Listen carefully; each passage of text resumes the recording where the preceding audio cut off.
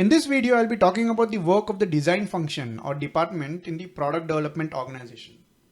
So if you're having a product development organization which is responsible for designing, manufacturing and selling products, we will have three major departments or functions: design, manufacturing and sales and marketing. So these three are the most fundamental functions without which a company or a startup or any organization of product development organization cannot function, because they need to design, conceptualize, they need to manufacture, produce, and they need to sell it into the market.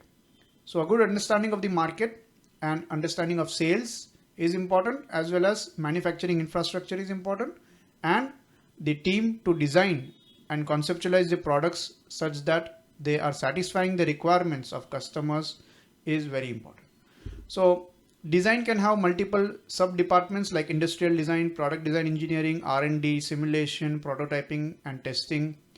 Industrial design and product design engineering is not the same. Industrial design is focused on the aesthetic and the form aspect of the products. So if you are having consumer products which are having a high user or human interaction, they require to be designed in a way that it is aesthetically pleasing and also ergonomic in nature.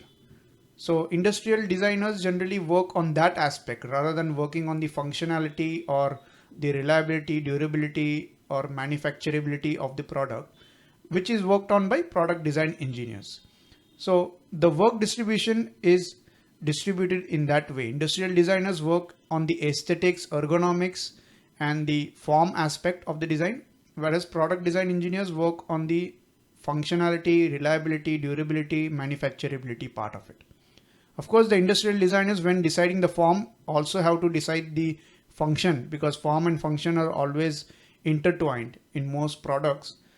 But they also work with design engineers, and the main responsibility of industrial designers is towards the aesthetics and ergonomics. And the product design engineers, the main responsibility is to make sure that the designs are functional, they work, they are feasible, viable, manufacturable, reliable and durable. And R&D is responsible for improving the products, improving the processes and the technologies which are being used. Simulation is for analysis, and testing and prototyping are for validation of the designs. Manufacturing includes process engineering. So process engineering is like the connection between design and production. So once the design is done, the processes, the manufacturing processes required to manufacture the design have to be set. So after product design, the processes have to be designed surrounding that product design. So once the product has been designed, so what are the sequence of processes which have to be carried out and how will they be planned? All of that is done in process engineering. And once all of that planning and infrastructure layout is done, then the production starts. So production engineering is about the actual manufacturing of the products once it starts, and along with that, quality management, making sure that the parts which are being manufactured are without defects or as per the design intent, that's quality. And then supply chain management. If there are suppliers for different components, then managing those suppliers and making sure that the manufacturing is happening smoothly. So all of that comes under manufacturing. Then there is of course sales and marketing, which is very straightforward. So making the sales happen, understanding the market, advertising, all of that. These three departments work within a certain process called as the product development process. So the flow of work generally happens in this way. First, there is a concept phase in which the concept design gets created. So generally at this point of time, the design team is mostly involved. They create the concept, they finalize the concept, and then that goes on to the detailed design phase. So in this phase, the design engineering team is primarily involved, who create all of the details of the various components which go into the system. And then finally, once the detailed design phase is over, the designs are released for production or manufacturing. So these are the three major phases in product development process. And once the production starts, of course, the sales and marketing kicks in. So through the concept phase and detailed design phase, a major role of analysis, prototyping and testing takes place, which basically makes sure that the designs which are being created are validated as per the original product requirements. This is a very condensed form of the product development process, which is much more elaborate and has a lot of different levels of activity at different phases. but this gives the gist of how the workflow happens. So once the concept phase gets over, the concept gets finalized, which gets converted to a detailed design and which then gets released to the production. And in the meantime, analysis, prototyping and testing, which goes on to continuously refine the design such that it is ready for implementation. In terms of involvement of the various design teams and the manufacturing teams, so initial phase, in the concept phase, especially when the product is having a lot of consumer interaction or there is a lot of human interaction part, user experience is a very important aspect. Hence the form and aesthetic value of the products is top priority. So the industrial designers are involved in the concept phase. For example, in the design of a car, the first step is always the clay modeling of the car or the design or the aesthetic design of the exterior of the car. So once that is done, once that is finalized, only then the design engineers actually come into the picture of the product development. So the industrial designers first work on the form of the product. Once that is done, the internals, the mechanicals or all the systems which go inside the product are then designed by the design engineers. So at one point, the design engineers will start interacting with the industrial designers and they will work together to develop the engineering systems inside the product. So once the engineering systems are getting matured as the product development process advances, they will reach a point at which those systems have to be released for production or manufacturing. So at that point, the design engineers will then interact with the manufacturing team and set the manufacturing processes surrounding that design, engineering design. So the manufacturing engineering or process engineering will be involved with the design engineers to set the process and make sure that the designs are manufacturable. And then as the process engineering team establishes the process, the lines and the infrastructure, then the actual production will start. So production engineers, quality engineers will then be involved down the line.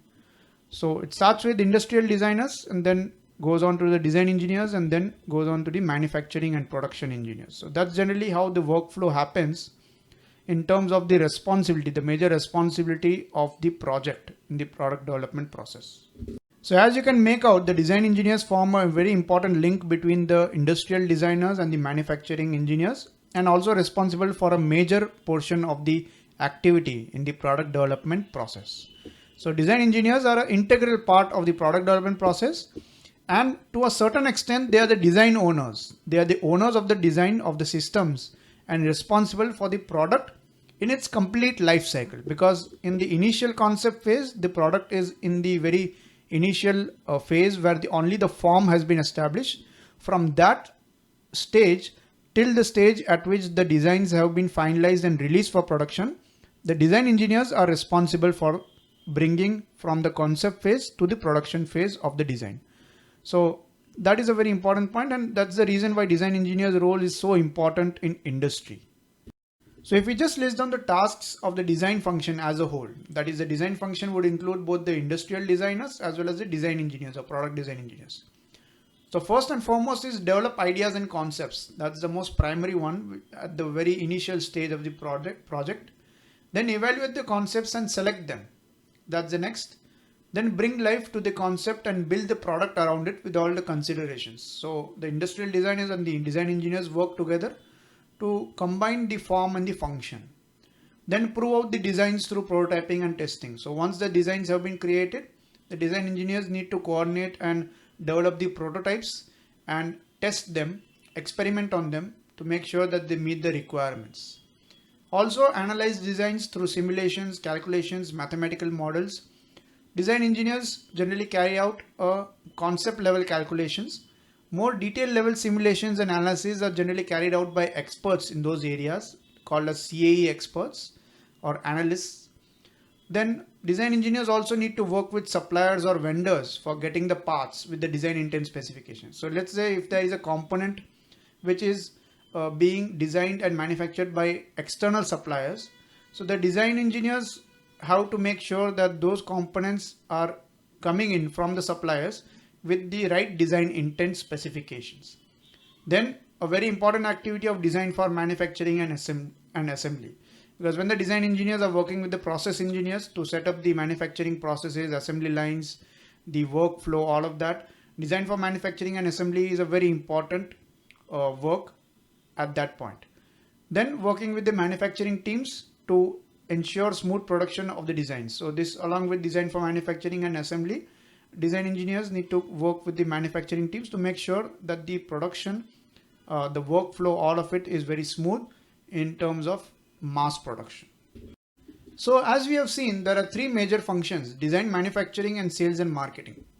Any organization or company which is selling products should have a sales and marketing department, because since they are selling stuff, they need to have sales and marketing. So they can be manufacturers or they cannot be manufacturers. They can be just traders or dealers.